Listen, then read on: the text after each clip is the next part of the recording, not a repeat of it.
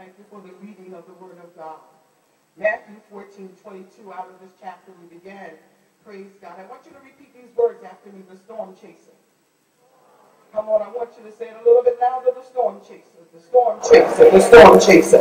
Praise the Lord. Matthew 14:22.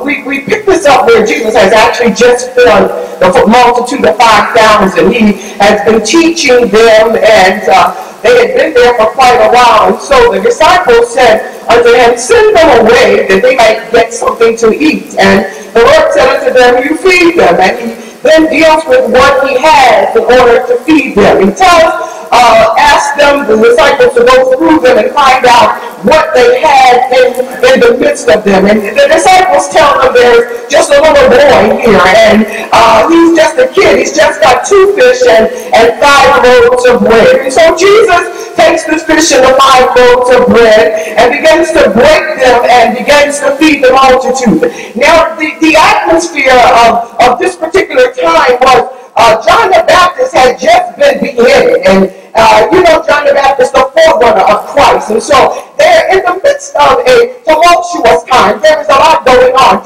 Jesus has a huge multitude following him, but there were those who said that they followed him for the fishes and for the loaves. John the Baptist has then been beheaded, and Jesus has finished feeding the multitude. One of the things I recognize is that as he sent the disciples away and told them to get in the ship, he said in the scripture that he would take care of the multitude, that he would send them away. Jesus does not send them away empty. Jesus will never send us away empty. It says that he fed them first. And even though he knew he was going to send them away, he fed them not just naturally, but he fed them spiritually. And so Jesus now is here, and it uses the word in King James, constrained, and other translation says demanded or commanded that the disciples would get into the ship and go into the other side. It would seem then that Jesus really has taken care of his transportation, because Jesus was with them in the ship. You know the story of them being on the sea before, when Jesus was in the ship sleeping. And so Jesus was not only in the ship with them, but he tells them to go to the other side, to go on. And he goes to pray. He sends the multitude away, and Jesus tells them to pray. And so now the disciples began their journey across the lake of Galilee. The lake of Galilee is really not a large, huge lake. It's about 15 miles long and about 8 miles wide. It really wasn't that big, but it's set between a mountain range. And the mountain range that it's set between caused there to be sudden dangerous storms that would break out on the Galilean Sea. But you got to remember that these fishermen, these disciples were also fishermen, and so they were used to the sea. They were used to the storms that would break out. At least 4 of the disciples were fishermen. They were used to the storm. But they got out on the Sea of Galilee, and they began to row, and the storm is more and increasingly getting worse and worse. Jesus is playing on the land, and so the disciples are out there, and while they're out there, they are struggling to bring the ship to the other side, because remember, Jesus had said to them, get in the ship and go to the other side. It is important that you and I remember what God says to us, that if he tells me I'm going to the other side, I'm going to make it to the other side. And even though sometimes it seems like it's really tough, I've got to feel in my spirit that with the word that God has given to me and the word that I can stand on. And so the disciples are now in the midst of a storm, and the writer says that it is in the 4th watch. Some talked about the 3rd watch of the night, when Jesus goes to them. And in the meantime, the disciples have been rowing the boat for about 9 hours. They have been moving the boat, rowing the boat against the wind, against the tide, against the water, because the scripture says there were contrary winds. And so the disciples are rowing, and they're rowing and striving to get over to the other side. But hour after hour, they cannot make any waves. They cannot get to any place where they're striving to get to the other side. I want to ask you this morning, have you ever had any storms in your life? Have there been any places where there have been any storms? Have you ever been through a thank you. Okay, there are storms sometimes, but this storm was different. Have you ever had a storm and you said, this one is different? You know, there are storms that will come, and sometimes you know that you need to be delivered, but you have every confidence that I'm going to get through this storm, or the boat is taking on water, and things are getting difficult. The disciples are now dealing with the fact that they're in the midst of a storm, and this storm is worse than any storm I've ever had before. Oh God, have you ever had any real bad storms? And so they're in the midst of the storm, and they recognize that there is something different about the storm. How did the disciples get in this storm? How did that happen that the disciples were in the storm? How did this take place? How did they that they could get it because they didn't do what God said? No, the disciples were in the midst of the storm because Jesus said, go to the other side. Now, I think that there is a mentality in the church that if I do what Jesus says, I'm never going to be in the storm. If I do it right, there's never going to be a storm. But I propose to you that being saved and loving God and doing the right thing will still not insulate you from being in the midst of the storm. The disciples are in a storm based on what God has said. All night long they have been rolling. All night long they've been battling the winds and the storms. And still they're not getting anywhere. After 9 hours, I don't know what I would have done. But the writer said about after those times that they were there became fear. Have you ever been in the midst of a storm and you begin to be afraid? No, not you Bible believing folks. Y'all have never been afraid. Have you ever had a diagnosis that scared you? Have you ever had somebody say something that really frightened you? The disciples began to be in fear now. They did what God said, but they're not getting out of the storm. There is something about storms. There is something about trouble that will produce a spirit of fear inside of you, bless God, even in spite of loving God. And so now the disciples have to deal with fear. What are they afraid of? They're afraid of death because now the boat doesn't seem like it's strong enough to be able to protect and keep us. The winds are contrary, and every time I try to go forward, I seem like I'm going backward. Every time I make a move forward, I find myself backwards. And so now the disciples deal with the spirit of fear. They're fearing death. They're fearing the storm. Now they're afraid of the storm. This storm is going to kill me. This storm is going to take me out. And you've never been in a place where you thought this thing would destroy you. Have you ever been in a place where you felt like your mind was being twisted? And I'm not going to be able to make it. I'm not going to be able to stand. But what they did not understand was that the storm chaser was on his way. Oh God. Hallelujah. Bless your name. Hallelujah. They're fear. So they fear the storm. They're fear of death. And before it's over, they're going to be fear and fear of God. Oh God, how did I get here? I got here by doing the right thing. I got here by following Jesus' direction. I got here because I know somebody that didn't love me back. I got here because I gave my bill money to somebody that said they'd pay it back. I got here because I did the right thing. Hallelujah, glory. And so now I'm in a storm. Now remember, all storms aren't sent by God. There are some storms of my own making. There are times I get in a storm that I've created. There are sometimes I'm in a storm that I didn't do what God said. But be that what one may, whether I'm in a storm because of God or in a storm because of my own making, God is still the storm chaser. So now I'm in the midst of a storm. And I'm in the storm because of my own making. I thought that my being saved, I thought you told me that when I came over here, that everything was going to be all right. That everything was going to be Sunday. Oh God, it's Sabbath will have no end. You told me that I would have a praise all the time.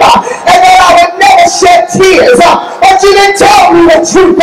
You didn't tell me that sometimes storms will break out in my life and in my circumstances. My God. storms. And so the disciple does not know that Jesus is there. Now, when you look at it, Jesus is praying. Oh God, prayer is always right? Jesus is praying. Oh God, but right about now, could you stop praying and come seek on me, Jesus? Because you're praying that I'm on the water, and I feel like I'm dying out here in the water, in the midst of my circumstances, in the midst of where I am, in the midst of my children being rebellious, in the midst of sickness, in the midst of brokenness, in the midst, God, of not knowing what to do. I'm in the midst of a storm, and I'm here, Jesus, but I don't see where you are. And so Jesus knows that they're in the midst of a storm. Jesus knows exactly where they are.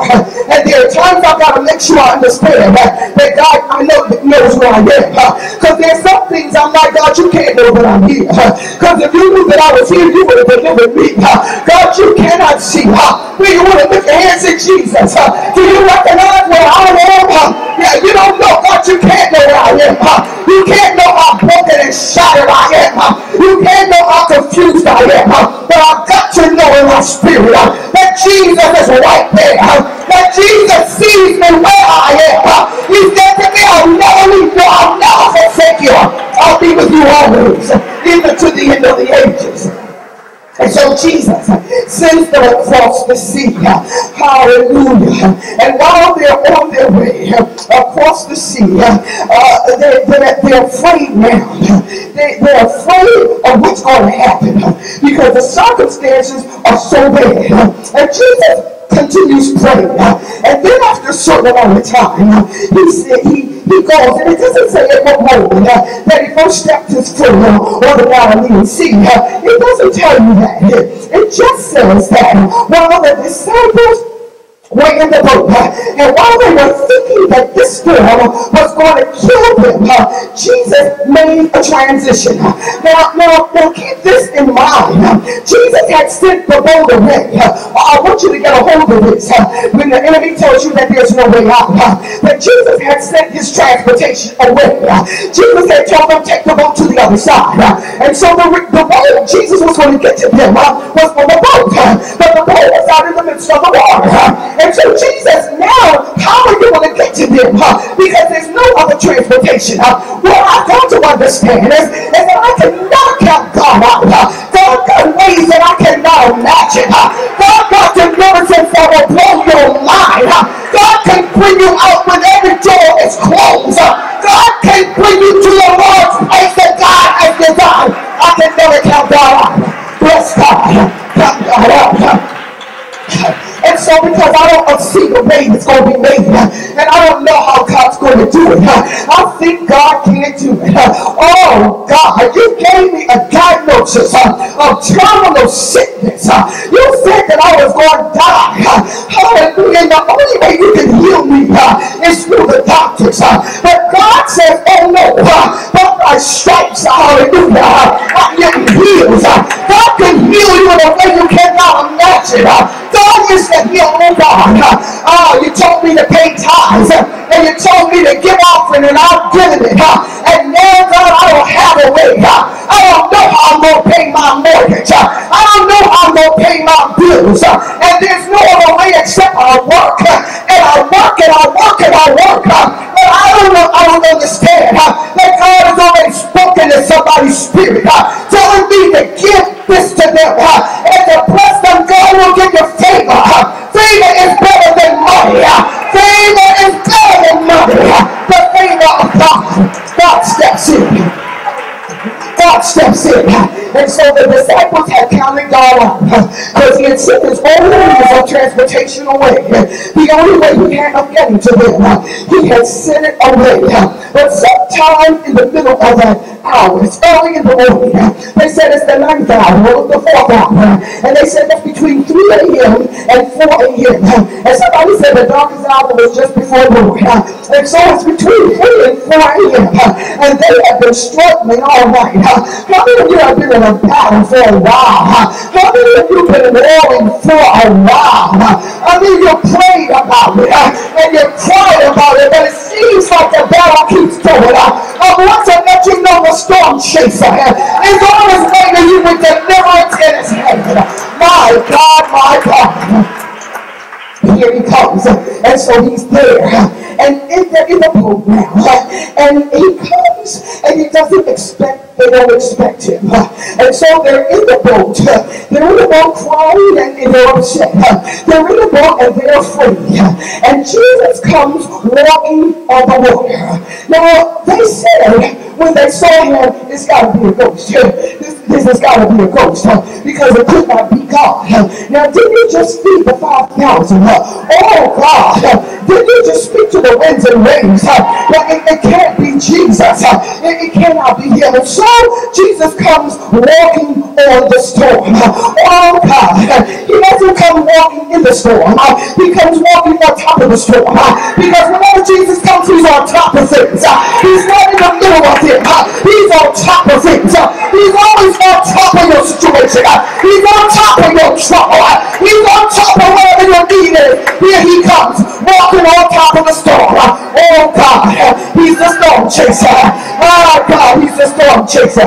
And so he comes, and he comes walking on top of the storm. And the disciples cry out because they're afraid. Now before they were afraid of the storm, and then they were afraid of death. Now here comes the deliverance, and they're afraid of God. Oh my God. God, when you open the door, sometimes I'm scared of the door you open. God, you make a way, and sometimes I'm afraid of it. Oh God, I'm suspicious of what God does. But I've got to understand that God's got a way that's mighty sweet. And there are things God has in plan for me that you and I couldn't imagine. And so he comes walking on top of the storm. And in the midst of the storm, for a minute someone got faith. For a minute, somebody got some faith, and that person was Peter. And it was interesting because Peter said, if thou. Peter's like, if God, if that you, that was probably the most faith that was in that boat. So most of them said it ain't you, but Peter had about that much, and Peter said, if it's you, and so God says, come on Peter, come on over here, and so Peter steps out of the boat. I want to tell you the critical importance of you stepping out of your boat. You need to step out. I don't care what it's been like. I don't care how long you've been here. I don't care how long you've been dealing in that situation. You got to do something different now. You got to step out of that place that you are locked into and recognize that Jesus is on his way. Now this is the thing.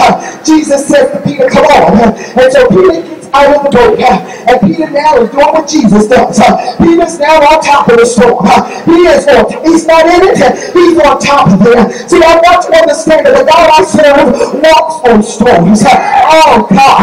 Oh, I know there's storms, but he walks on storms. Oh, storm is just like a Florida hit. I don't care what my issue is and my situation is. God will walk all over top of that thing. Why? Because he's God. And so Peter now is there, and Peter begins to look at the waves. See, I got to keep my eyes on God, because if I take my eyes off of God, and I put my eyes on my condition, I put my eyes on my circumstances, if I put my eyes on my bank account, if I put my eyes on those that are acting up, if I put my eyes on the fact that they're taking drugs or dealing drugs, if I put my eyes on the fact that I feel broken, I'm going to sink, so I got to take my eyes over my circumstances. I got to take it off, Sister Lisa. You got to take it off of the doctor's report of what he said about your brother, and you got to put up on Jesus, and you got to look to Jesus in spite of what it looks like. You got to take your eyes off of what's going on around you. Take your eyes and you got to put them on Jesus, because if you don't put them on Jesus, you'll sink. Peter then takes his eyes off of the miraculous that God has done. And it says he begins to sing. And as he begins to sing, Jesus then stretches out his hand. He caught him. He caught him. He began to sing. He said, Lord, save me. Now, I want you to look at this. Jesus, when he comes walking, when he comes walking and they tell him they're afraid. One writing says he would have passed by if they had not called out to him. It says it was Jesus. He knew that they were in trouble. But he said, if they hadn't cried out, he would have walked on. But they cried out. There are times you got to cry out. There are times you got to get past that, who you think you are. And how much of your business you don't want nobody to know. And how you don't want to look bad. And how you don't want them to talk about you. You got to get past all that. You got to get past the fact that you don't want them to know that your bill ain't paid. You got to get past that. Because when it gets bad enough, you'll yell out to Jesus.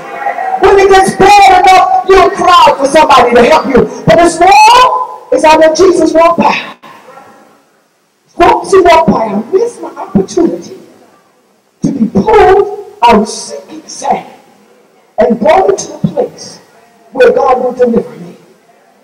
And so, y'all understand, the storm chaser is on his way. I've got to know the rescue squad. It's on his way. But I've got to understand that Jesus is bigger than the rescue squad. The rescue squad is limited to their medical knowledge. Mr. Harris, I heard you were an excellent nurse. But you know what? With all your expertise, if I'm dying, give me Jesus.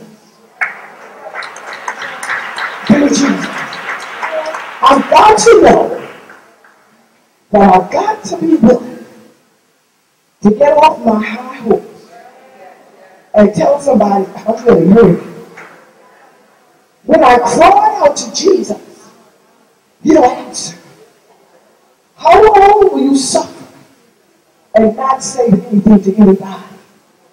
How long will you endure brokenness and not take a hand of a sister or brother that they want to wrap around you and just say, I love you?